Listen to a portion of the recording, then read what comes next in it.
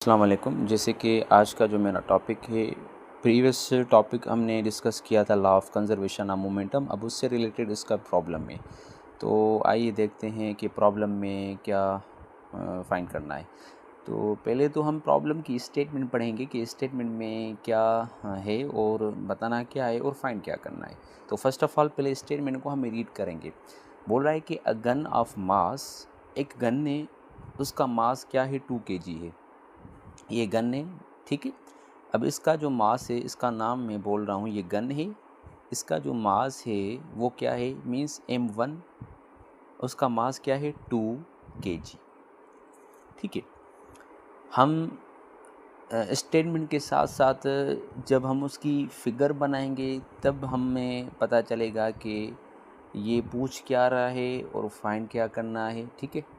तो मैंने इसलिए आपके सामने ये फ़िगर बनाई है क्योंकि इन्होंने ये जो मिसाल दिया है वो एक गन का मिसाल दिया है। तो गन में क्या है, अ गन ऑफ मास, एक गन है, उसका मास क्या है, 2 kg है। फायर बुलेट ऑफ मास, ज़ाहिर बात है ये गन है, तो इस गन में क्या होती है, हमारी क्या होती है, गोली होती है, ठीक है।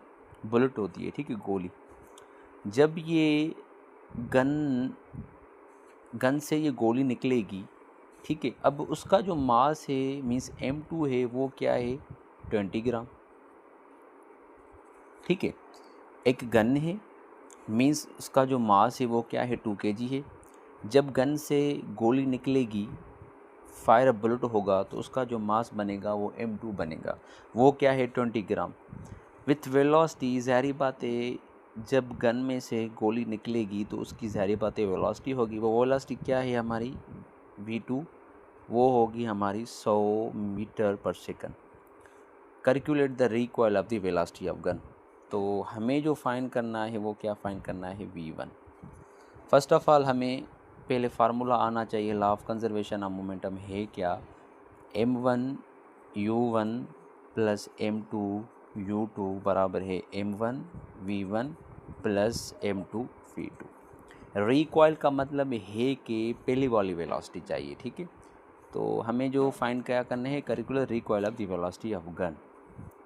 तो फार्मूला मैंने आपके सामने ये मेंशन किया है, M1 U1 plus M2 U2 is equal to M1 V1 plus M2 V2।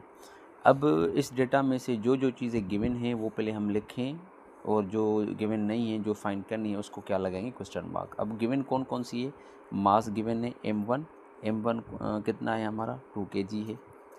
दूसरा है हमारा मास क्या, M2 वो है 20 ग्राम।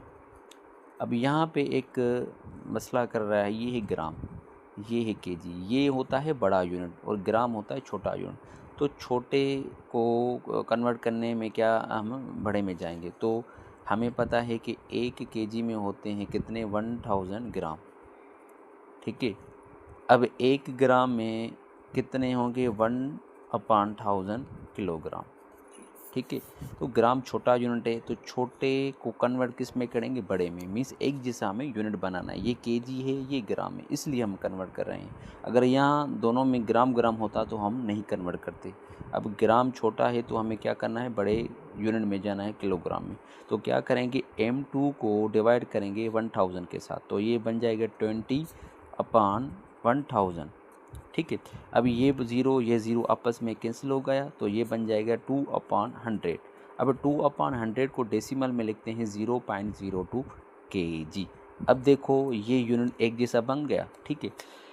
दूसरा है U1 का मतलब है कि बिफोर जो उसकी जो वेलोसिटी थी वो क्या होगी, 0 मीटर पर सेकंड, क्योंकि पहले गन किस में थी, रेस्ट में थी। अभी उनमें से बुलेट नहीं निकला है, मीन्स वो फायर नहीं हुआ है। ज़ाहिर बात है जब फायर नहीं हुआ है तो बिफोर कोलिजन क्या होगी, 0 होगी। U1 और U2 क्या होगी, 0 होगी, 0 मीटर पर सेकंड। V2 हमें गिवन है, वो क्या है, 100 मीटर पर सेकंड। हमें क्या फाइंड करना है, V1 फाइंड करना है, ठीक है। तो हम क्या करेंगे, V1 फाइंड करने के लिए हम इक्वेशन बनाएंगे। कैसे, जनरल इक्वेशन आपके सामने क्या है, M1 U1 plus M2 U2 is equal to M1 V1 plus M2 V2। हमें फाइंड क्या करना है, V1 फाइंड करना है। तो ये है लेफ्ट हैंड साइड, ये है राइट हैंड साइड। अब हमें क्या करना पड़ेगा, जो राइट वाली होगी वो लेफ़्ट साइड शिफ्ट करनी पड़ेगी। वो इसलिए क्योंकि जो चीज़ फाइंड करनी पड़ती है ना, तो हम उसको क्या करते हैं, अलहदा करते हैं। तो क्या करना पड़ेगा, ये सेम इक्वेशन सेम रहेगी, m1 u1 plus m2 u2। अब फाइंड क्या करना है, v1। इसको फ़िलहाल स्किप करते हैं, कंसीडर करते हैं ये कुछ भी यहाँ पे नहीं है।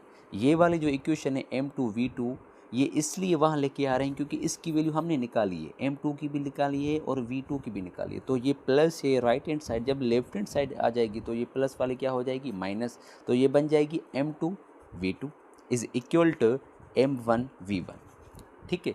अब हमें फाइंड क्या करना है, v1 फाइंड करना है। तो मैंने आपको बताया था कि जो चीज़ हमें फाइंड करनी पड़ती है उसकी जो प्लेस होती है वो उनसे अलहदा करनी पड़ती है। तो ये m1 इनके साथ क्या कर रहा है, मल्टीप्लाई करा है, और इनके साथ जब आएगा तो ये क्या हो जाएगा, डिवाइड हो जाएगा। तो ये बन जाएगी m1 u1 plus m2 u2 minus m2 v2 upon m1 is equal to v1।